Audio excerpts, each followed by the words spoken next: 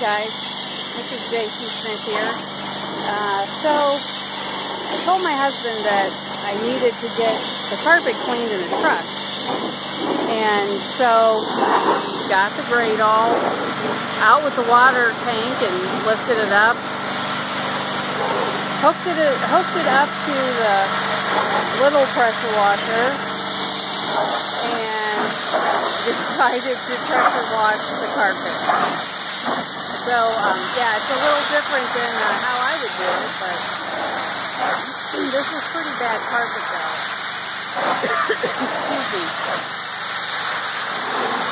I don't know if you can see the dirt coming out there.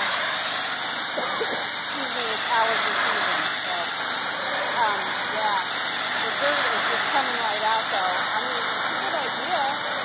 It just looks a little redneck, but whatever. I guess it's better to do it this way when the carpet's like really gross.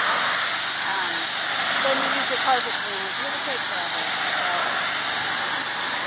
pretty funny though.